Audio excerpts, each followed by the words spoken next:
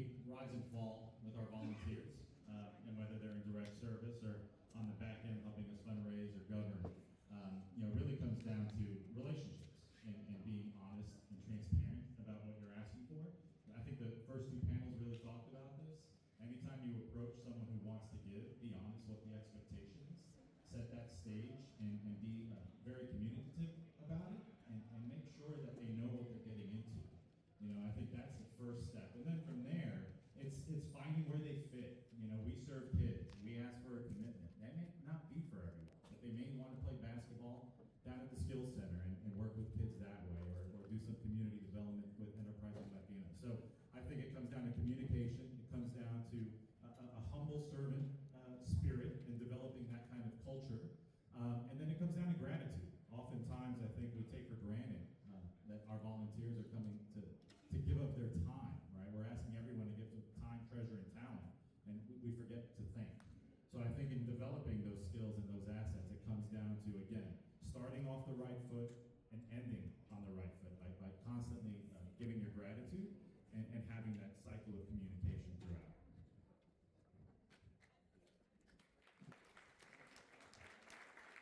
Yeah, so for me, I'm not sure that it's ever been called a leadership skill to be vulnerable, but that is one of the things that I think from a leadership perspective that I bring to recruiting, getting engagement from volunteers, keeping them engaged, is me being able to be vulnerable in front of them. Everyone has their hidden fears about service, about time, talent, and treasure. Do I have enough mix of each? The person next to me has more treasure than I do. I have more time, but all these things really kind of cloud your ability to help and to volunteer. So I found out at an early age, by total mistake, an accident, that I was able to engage more people by being vulnerable. It also led to being picked on a lot. Once I figured that out, I would just say, Chris makes a lot of great points about understanding your audience and knowing their desires and connecting to them. But if you take anything away from this, I would say be able to be vulnerable in front of us. So I want to echo what these two just said, but there's three things that I always look at in any relationship. So you're definitely building relationships. It's everybody needs to be valued, respected, and appreciated. And we are so bad at doing that. And it's really kind of taking that shift and looking to empower the people that you are working with.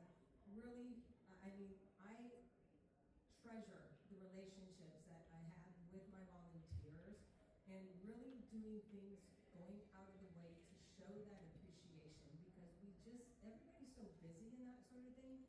But at the end of the day, it's that collaboration, it's that communication, and that relationship building that is really going to help you keep those volunteers, but also to have your organization carry the heart of your mission.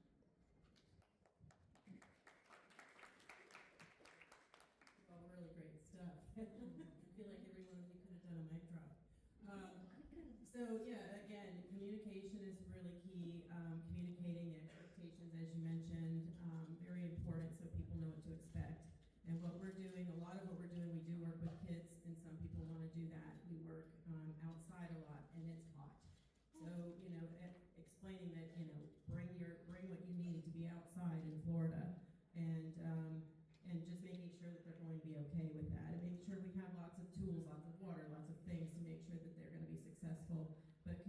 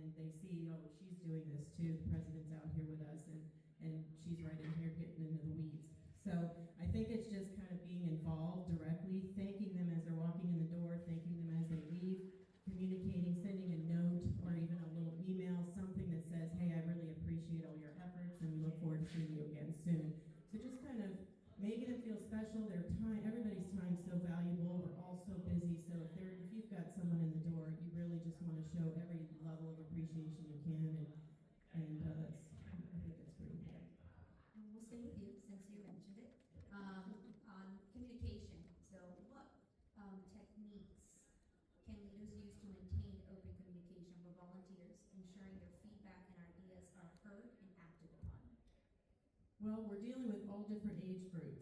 So everybody, different age groups like different methods of communication and more, texting is very effective with young folks, and at this point I feel like all folks, just to protect. But we have some older folks that don't text. So sometimes it's a phone call. And that's a thing that a lot of people don't do these days, is actually pick up the phone and talk on the phone. So it just really depends on who your audience is, who your volunteers are, and knowing what the best way to communicate with them is. And sometimes as we're interviewing our candidates for volunteering and our interns, we ask them what's the best method of communication. So kind of making sure that you're hitting those things. Email is always effective, but not everybody's checking the hundreds of emails they get every day. So it just really depends on the person, I think, as far as the best method to communicate and just finding out what that is. So I actually like this challenge, because this is something that we teach the youth in our program. It's really understanding what people are made of, and understanding, okay, what generation are you from, what demographics, what psychographics and that sort of thing. And instead of judging, assess who they are as an individual and what do you need to do to shift your approach to be able to build that bridge and communicate, right? And so I like to over-communicate, so as you can imagine with our youth, it's like, okay, guys, you really have to communicate. So if I say something or if I'm asking for something, it's helping them, planting the seeds, because we're in a time where it's not valued, that communication is just not valued for our youth. They're not really taught that whole human connection. And so it's helping them to understand the value and purpose. And once you understand, oh wow, they grew up in this generation, so these were the experiences. This is the method that makes them feel most comfortable from the communication or technology or that sort of thing. Now you say, all right, instead of saying, oh, I can't believe they don't understand that, how can I help you? Yeah, I think the key here is really to know your audience, and I say that a lot of times to my 28-year-old twins, because they have a tendency in their world to just kind of come in and deliver every message on the same platform, and that just doesn't work for their grandmother, doesn't work for me, it may not work for their coworkers. But I think, and I'm going to call them out because they're here, but Elizabeth and Melvin, that I always say I work for, because they run frameworks and Stairway for Heroes. They know how I communicate, and they know that I come in hot and all excited and want to do 1,000 things, and then I get buried and then I disappear. But it's a true story, they know how to nudge, right? They know that sometimes it's a text, whether, I'm a Gilroy Catholic anyways. So if they, hey, are you okay? No one wants to not be okay. So I think that their success in communicating with me, and even though I may be tardy at times with delivery, has always been successful because they know their audience. They know who I am. They know what moves me. They know what's going to make me upset or get up in the middle of the night and answer a question. Or they know what's going to make me participate. So I'd say really the best technique that's worked for me is knowing your audience. So the only thing I'll add there, and building off of what was said, is I think oftentimes as nonprofits, we're quick to communicate out what our expectation is, what our need is, what our desire is. It's important to build that pipeline back and make sure that no matter what we're doing, we take time to evaluate what we're hearing, respond to it accordingly, and make sure that all of our volunteers understand, whether it's their frontline staff member, or team member, program manager, or the CEO, there's a pipeline for that communication up, and that we're going to respond accordingly and in a timely manner. I want to make sure I say that. We serve over 2,000 volunteers. Surveys, focus groups, councils.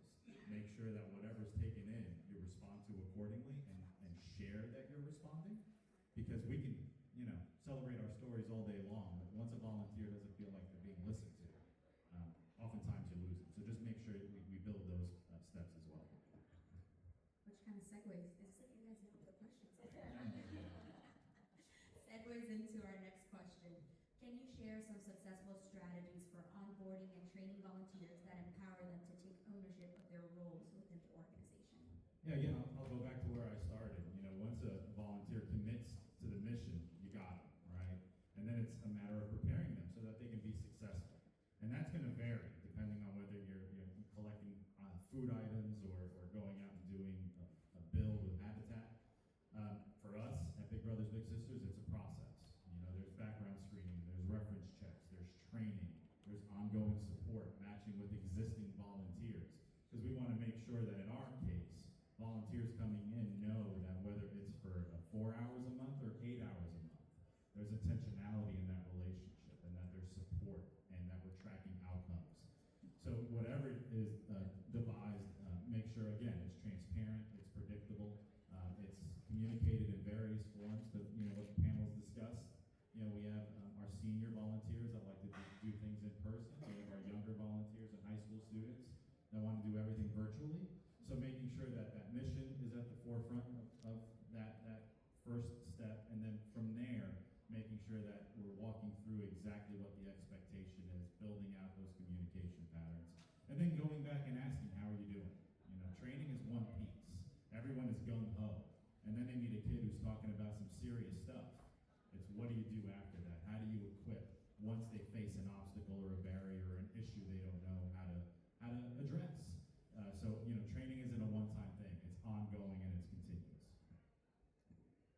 Yeah, in my world, one of the things that I've tried to do as a strategy to really get more engagement with the not-for-profits has been connect myself to the executive director, president, or CEO, and really ride along with them, attend meetings with them, invite them to events where I'm going to be. And I know Elizabeth is going to laugh at this, but I've had her at a couple of events, and I start the conversation about frameworks with a really good prospect, and right when they're worked up into a big froth, I say, well, enough about, don't let me tell you, let Elizabeth tell you. And at that point, I have the confidence in her that she's going to close that deal for volunteerism or for donations or for engagement. And then we strategize after that and talk a little bit about it. What kind of follow-up does that person need? We talk about what they saw, what I saw, and then we just have a slow, for the lack of sounding like a cliche, a drip or a slow trickle campaign to just keep that engagement. But I would say if you're in the role as the leader, engage your board members to come with you to presentations. And if you're in the role of a board member, ask your leaders to take you on presentations, because the best way to learn real close, down and dirty way to present it is by just experiencing it and being with them. So again, it's taking care of them, right? We start off with a kickoff, kind of a networking event. So, and with our organization, we have representatives from all different parts of industry, because obviously that's what we seek to expose our young adults to, but also to gain insight. So what we have found is actually the friendships that have been built among the volunteers has really grown very tight, and they want more time together because we are actually in sessions. There's not so much talking amongst us, it's helping the students. And so we constantly are doing surveys and getting their insight. I will tell you, I will change in a workshop and totally change what the focus is if what I'm observing is not working. And so one of the things that our volunteers have continually said back to us is they can see the difference that they're making with the kids. And so I think that that's very important, because I personally have experience being on a board or a committee and volunteering and not feeling that value, where, helping them see that they really are a part of what you are doing, and also helping with that vision every step of the way. So every time that we do have a meeting, because we have series of workshops and that, is prepping them to say, okay, this is what to expect, these are the topics, this is the activities, this is what we're going to be doing, and this is what the outcome is going to be. So helping them see that every step of the way throughout the program. So we have quite a few different ways that we get through. We have training, I guess, on site, in person, in a classroom type setting 3 times a year. We usually we work a lot with the universities and with interns, so that's a big a big part of our volunteerism. And so we have trainings, and we're kind of going through everything about our mission and talking about the things that we can do, the different things, the ways that they can be involved, and planning out, introducing them to the team, which I think is really important so they know who everybody is, if they have questions, who they can ask. And we also do one-on-ones with them afterwards, because what we're doing is a little specialized. A lot of people don't know what I'll call the weeds in Florida that are beneficial to the butterflies and native plants, and we're very focused on that. And they don't necessarily understand a butterfly beyond the monarch, which is a flagship. So we're going out in the field and we're doing butterfly walks, teaching them the plants and the benefits, the relationships between them. So it's actually on-site training that they're getting one-on-one and in groups, and it's always ongoing. So we're kind of working with them side by side to help them kind of gain the knowledge and experience. Because it's a very unique experience. A lot of people don't walk in the door and have any idea what these plants are. So it is kind of a very unique, specialized thing that we're very hands-on with everybody that comes through. I'm gonna change it up. I want to start this question with Robyn, just because she and I were having a side conversation about the importance of really recognizing and empowering volunteers. So what are some ways that your organization specifically celebrates and motivates your volunteers or mentors? Yeah, so I actually love this, because to me, I love showing people my gratitude, and when they do something, recognizing them. So we might do a mentor spotlight in socials, that sort of thing, or in our newsletter. Also, one of the things is when we have our awards ceremony at the end of the season, they get a plaque from us. They get, we will have a social hour just saying, hey, we just appreciate so much of what you have done for us, and this is all for you. So, and then also kind of highlighting if there is something special that a volunteer has done over the course of time, to give them an award for what they have contributed to the program. Sure. So again, going back to the two groups that I'm involved in that are in the audience, I think they've done a great job of realizing the value of their board members and never shy of mentioning that to you. I can tell you from Stairway to Heroes side, every time that I text Melvin or we have a conversation or we email, he's very gracious, he's very thankful. He sends me back, love you, brother, thank you for this, and I know you're busy, and to the point that I almost feel bad because am I really busy or am I not? I don't know. But he feels so bad about it. I feel like I want to tell him, but he's so passionate. I don't want to take that passion away. So I but in posting on social media is really kind of his style and how he does that. And then with Elizabeth at Frameworks, I never told her this, so I'm going to say it here for the first time, that anytime that we're together in a group, whether it's just 3 people or 30 people, anytime that I say something or type something in about Frameworks and what we do with my wife or being part of that group, she just kind of lean back, pat me on the arm, smile, and light up the room and say, "Aren't our board members just great?" And she does that all the time, and I know I haven't told you, but it warms my heart. And just like a puppy dog getting a liver snap, I'm like, man, I want another one of those.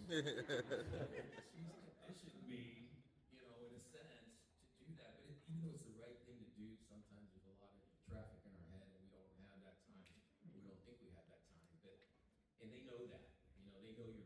They know you're a volunteer. I mean, in a lot of cases, their job sucks because they got to pull people out of the weeds and out of what's making them money and putting food on their table, paying their rent, and ask them to do all that for nothing.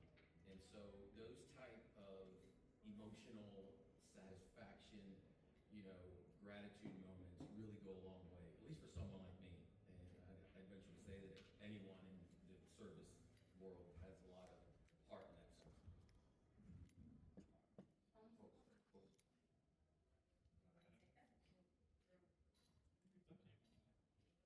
Ways to appreciate your volunteers. So we do quite a few things, and obviously the annual recognition luncheon that we have with our volunteers, recognizing different volunteer levels and giving out awards.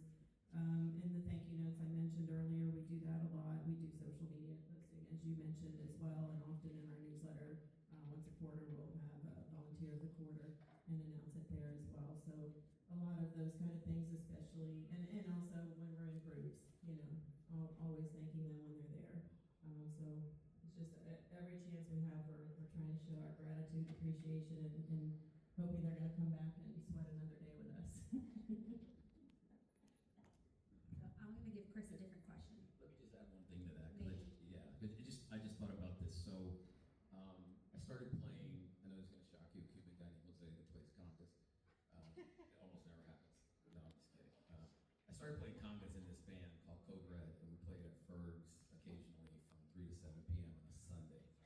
And so, I'm super concerned about it and freaked out if I'm going to fit in, if I play right, if I mess up, whatever. So I started trickling invites out to some of my network, and I sent that to Elizabeth, and her and Whitney came out and became some of my biggest fans. And then between the sessions or between the sets, we start talking to the band, and we start talking to the bartenders, and we're talking to the patrons, and we're talking about frameworks and how exciting that is. And so I really looked at that as I thought about it, that she was volunteering for my charity, which was to have audience in a band. And so she's willing to put up, do the work, and so there's no way that I could not help or let her down in that sense. So, so anyways, it's both ways. So Chris, change it up on you. Just because you mentioned in your response about your volunteers and the different demographics, you have your younger generation that want to do a lot of things virtually or essentially on social media. So how do you engage younger generations of volunteers and adapt to their preferences and motivations? Before I address that, Elizabeth's in the back there. If you want to wave, everybody give her a round of applause.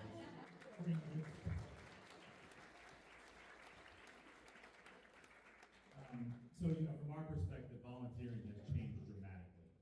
10 years ago, it was easy to walk into a room, make a pitch, and have 20 to 30 people say, hey, I want to step up and volunteer 4 to 8 hours a month. 4 to 8, not 48. 4 to 8 hours a month to make a difference in a kid's life, whether that was at school or in their neighborhood. But that's changed, and it continues to change. Our college kids, our high school students, high school kids, they approach it a little differently. So what we've done is we've created different avenues for exposures. One thing for those of you that serve kids, state of Florida has the Florida Lottery set aside for scholarships for college. Every year, that money continues to not be spent, and not because of grades, it's because kids haven't volunteered enough. Right? So building those platforms, communicating that out, creating group environments. One-to-one used to be very popular for volunteering for Big Brothers Big Sisters. Now we're doing it in groups. We've discovered that kids are more responsive when there's 2 of them with an adult. Virtual components, tying in educational aspects, college experiences, and the big one in the room is workforce. Right? All of our kids, starting in middle school and all the way up and through college, are worried about affordable housing and what am I going to do. So, believe it or not, Big Brothers Big Sisters now serves kids up until the age of 26 to make sure that we're engaging with them on their terms and not just talking about mentorship, but working on those issues that I think all of us are facing, right? Where am I going to live? Where am I going to find a job that's going to pay me a livable wage? And how am I going to continue down this pathway? So, take full advantage of technology that's out there. AI was mentioned, social media was mentioned, but I'm sure there's countless others. Lean on universities and our corporations. They're fighting the same battles. So for their younger professionals, they want to keep them here. Volunteering is one of the number one indicators that people are going to stay at their job, right? It's because they feel like they're engaged, they're connected. So build out those networks. And we're happy to talk those through at Big Brothers Big Sisters. It's not just us locally. We have a national organization with a lot of different assets and resources we can share. But I think for nonprofits, and especially all of us in the room, if we don't change and expect volunteers to come to us, we're going to cease to exist. So continue to innovate and celebrate mistakes along the way. You may come up with something that doesn't work. That's all right. Give each other a high five and go on to the next one.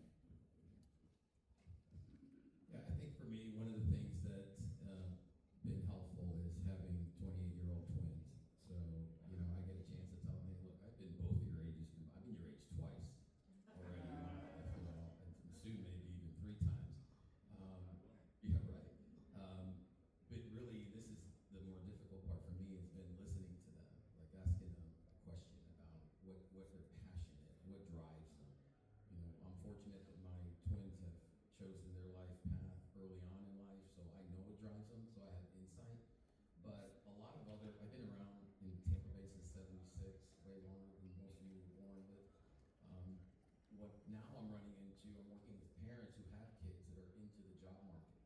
And one of the things that they ask a lot of times, hey, can you connect them to this person? Can you connect them to that person? You know, can you help them out? They're looking for an internship.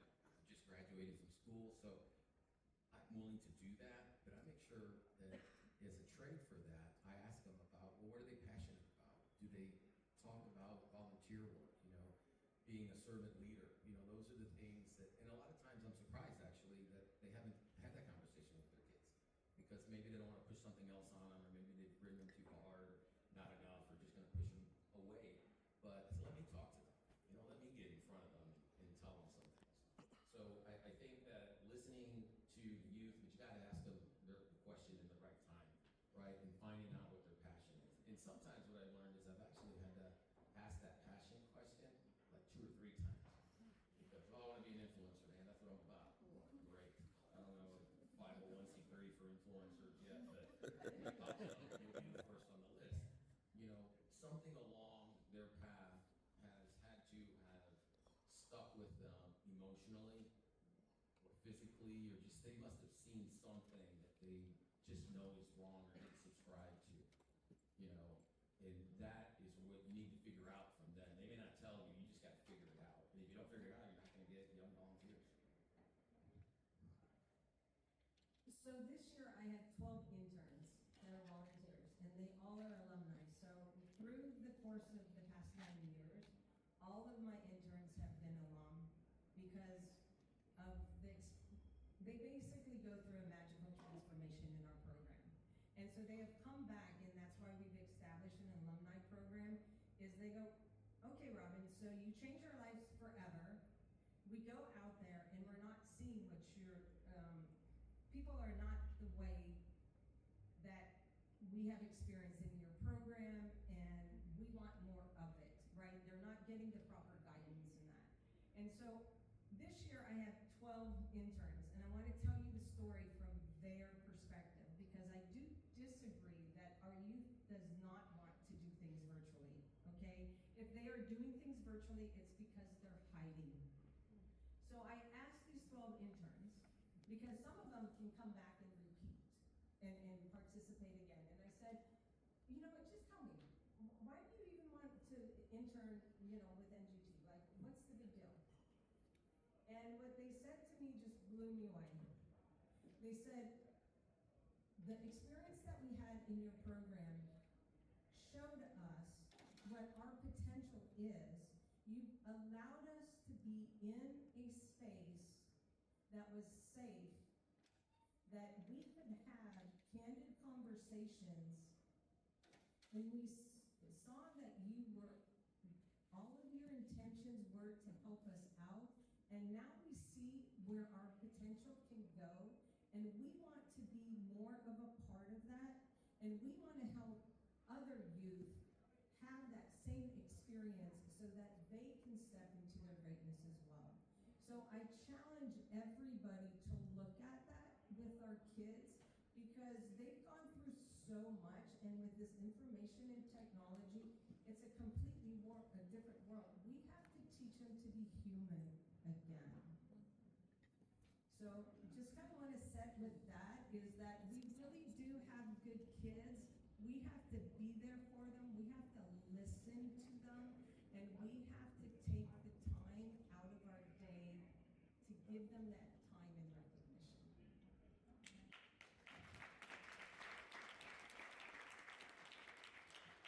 So I'm a mother of 4 in college. Actually, 2 just graduated, thankfully, but they're working on their master's now, so I guess they're still in. One in dental school and another one just starting